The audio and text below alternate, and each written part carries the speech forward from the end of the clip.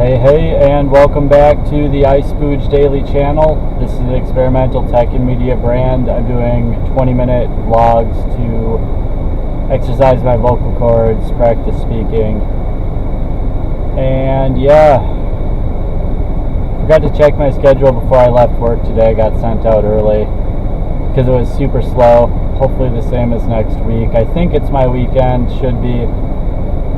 And yeah, I'm kind of tired of the routine I've been doing, which is going to the park, going to Starbucks, and then going to the park, and then blah blah blah. I'm just kind of stuck here.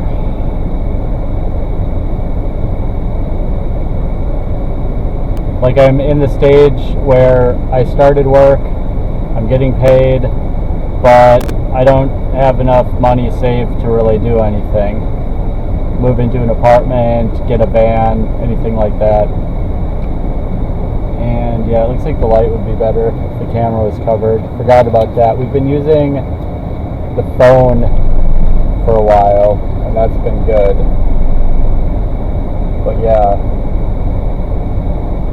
back on the laptop, biggest reason is the file size on the phone comes out as 1.2 gigs. And with the laptop it comes out as 250 megs. And then I think the sound quality is better with the laptop as well. But yeah, it's a lot more work to, yes and no, it's more work to set up the laptop. It actually takes a lot longer to upload the video from the phone. And so while, yeah, it's more work to set up the laptop, it's less time. Because that's 5 times the file size from the phone for the same resolution and frame rate. So it's just encoded with better settings, I guess.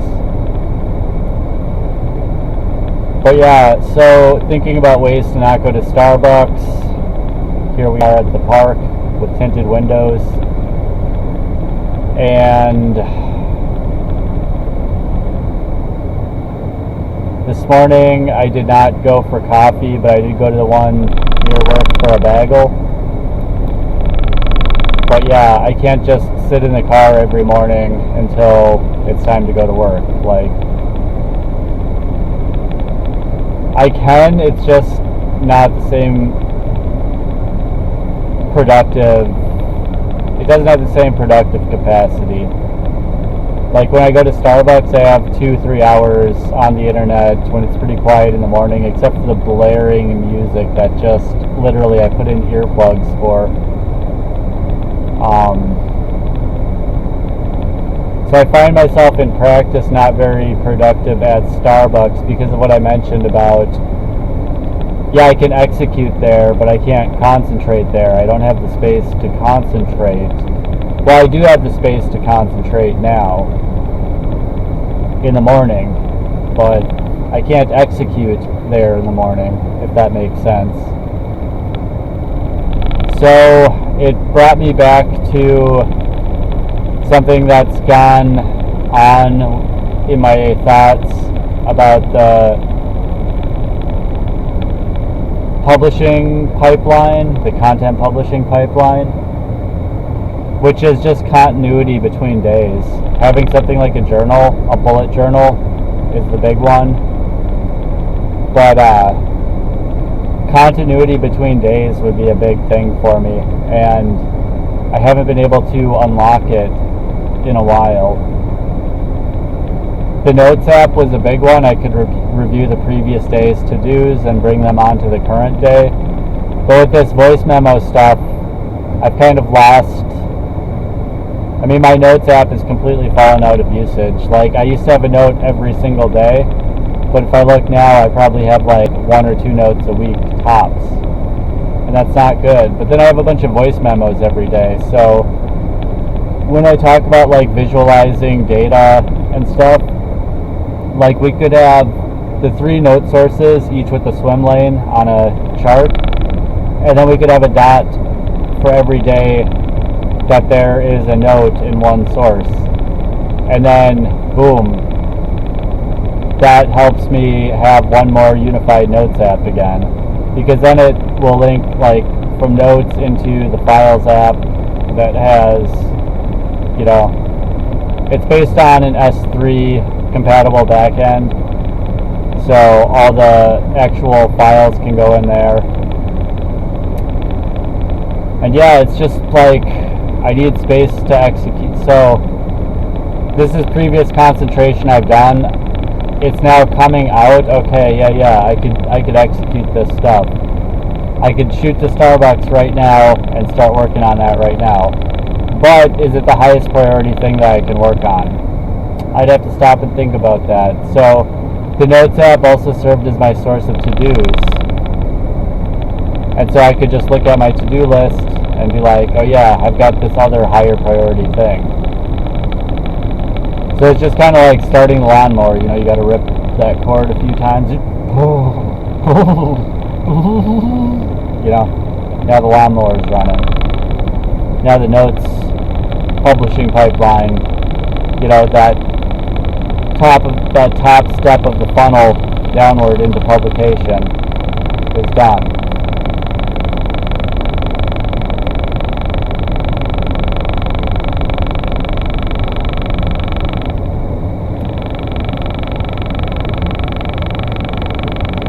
So yeah, I'm more thinking about, do my thoughts create my reality? Has my reality been created by my thoughts? Like, in a way, it feels like it. What note did I close yesterday's video? I think I was talking about, no, something different. I was talking about the slow way. So in a way, okay, I think the slow way is right. We talked about this 3 social ladder system, and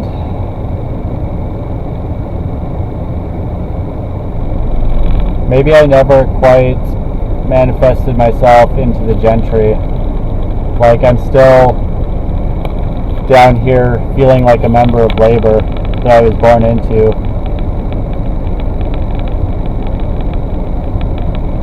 And so I'm doing things like saying, yeah, I'd rather work than live on supporters, you know, even if I were a full monk, etc.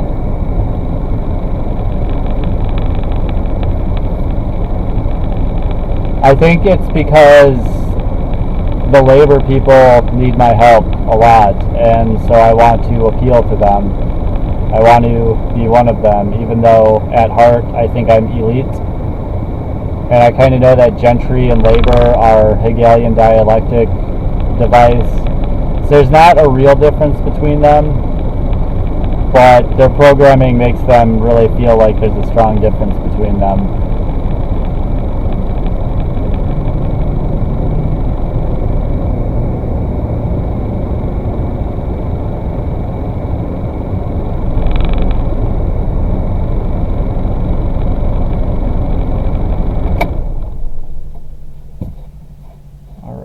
Let's shut this off, for the air conditioner off for a minute, and see how long it takes to get too hot again.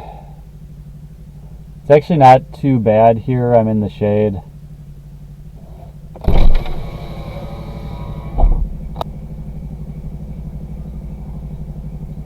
There's running water nearby. I'm in pretty much the same spot I was in the other day when I did the 3D sound thing. So yeah, it's like decision fatigue, like I mentioned the other day. Where I'm just like, okay, I got off work, I'm here. What can I do here? Can I get into the back seat and start coding? No, it's a little bit too physically uncomfortable for that. It's too hot. Oh, my friend in Africa coded an app, sweating, yada yada. You're just a spoiled American. You're too... I get it, man. There's going to be critics no matter what I say or do.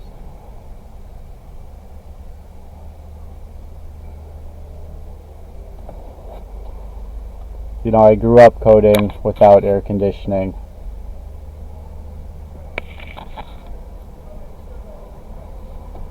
So it's not really that. It's like partially airflow, partially all the factors about creeping people out.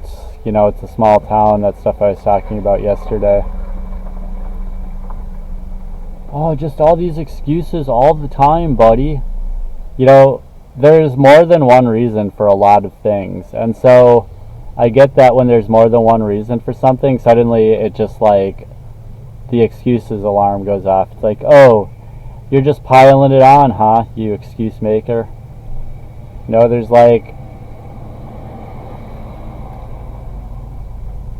something that'd be pretty fun would be to get like OSHA sign off on acceptable work environment for a homeless professional. You know, like you're trying to do a remote job interview for a coding job. What does OSHA say is an acceptable environment to do that in? You know, you got to have airflow, you got to have temperature, you know, you got to have this and that. You know, they talk about things like breaks, just generally the environment that you can execute in. So, like, what's the minimum acceptable environment for a homeless person to do a job interview for a remote job? Like, what do they actually need? Like, a microphone with such and such specs, a camera with such and such specs, an internet connection with such and such specs, a battery with such and such specs to power it. So the specs of those things could include, like, power consumption. You know, you could say, like, requires 42,000 milliamp hour battery or something like that. Like the smallest Jackery is like 160,000. So a laptop could be like 40,000 and consume at most, you know, 6,000 per hour or something like that.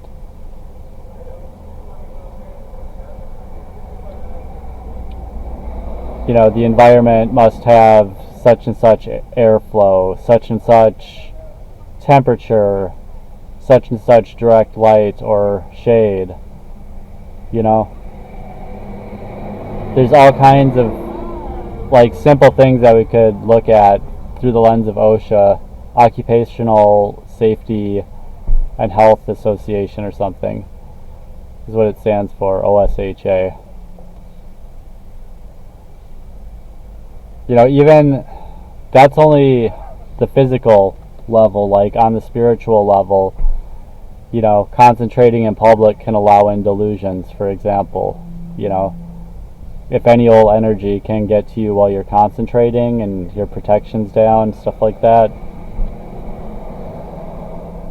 So, yeah, I mean, that's this kind of stuff that I want my Urban Camping Pro, the physics of homelessness, doing business while homeless. The first two parts of the physics of homelessness work to support. You know, I wanted to support those kinds of claims. And, you know, like nonprofits or charities or whatever who help the homeless and don't effectively use funds.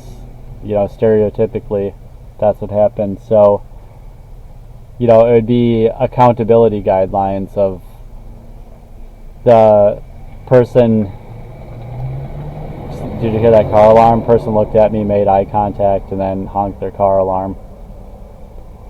That's emotional violence right there. That's, oh, you looked in, you know. If I were in a shiny Mercedes, dressed well, they would not have thought, oh, I better lock my car. You know. But I get it. Guess what? It was a solo woman. I'm a weirdo in the parking lot. See, if one's doing a job interview and these kinds of things are happening around them, that's an energy suck. Oh, that's your choice to let your energy be sucked, hippie. Look how you're, you know, because of how I'm dressed, people want to say certain things and totally profile me as being like soft, vegetarian, hippie, needs a safe space, talks like this, you know. Dang, we're already at 15 minutes. So yeah, the whole point of this vlog is just to talk for 20 minutes. maybe clear out the dusty corners of my mind. It'd be really nice if I could just like get a list of topics and do some, put some substance into it, but it's like, so this is all going to be evergreen content as much as possible, meaning I'm not talking about day-to-day stuff unless it's relevant to something abstract, like a supporting example or whatever. Never say names except of ancestors and accountable managers who I've worked for. So relatives are kind of like, so the first thing that's going to happen when I get successful and people want my biography or whatever is they're going to seek out the family. They're not my family, they're just relatives, first of all. But B, kind of being like lured in to stay with my relative during pandemic. We're not going to have time to expand on that in the remaining 4 minutes of this, but it's like the first thing, under narcissistic abuse, that you can just picture them like grabbing the mic and making the case about what a bad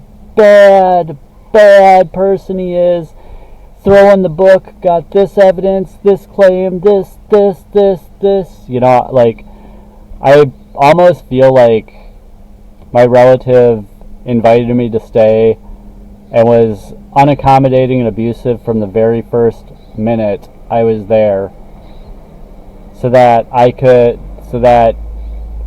when the inevitable, when I get my success, he was there, he was the last one to see me in housing, making him the authority, and man, Harlan is just such a mooch. He doesn't clean up after himself, he doesn't try, he sleeps in all the time, I did none of that. Saturdays were my rest day, and it was so hard mentally to let myself do that, because when you grow up with narcissistic abuse, you're so aware of the claims that they want to make against you. Like, you feel weird about something, and then it turns out it was a setup that they used to say bad things about you to your common relatives when you go to the family gathering or whatever. And it's like you hate, and you interject and you say, that's not how it happened, and they just, the kid's place is to be seen but not heard, they just like use this, whatever brutal devices they can use against you to silence you and convey the perception that they want to convey. Well, let's hear a concrete example, buddy. It sounds like you're just regurgitating what YouTube videos say. It does sound like that.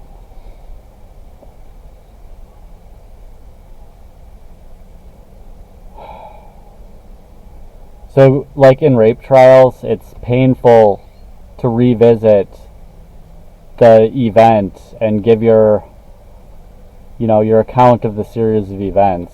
So, it's like well known that court cases are stacked against the victim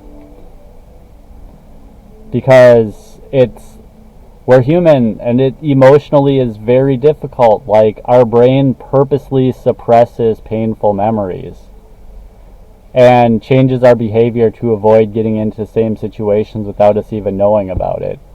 So now, like, people want to lecture you, oh, well, how could you have prevented that in the past?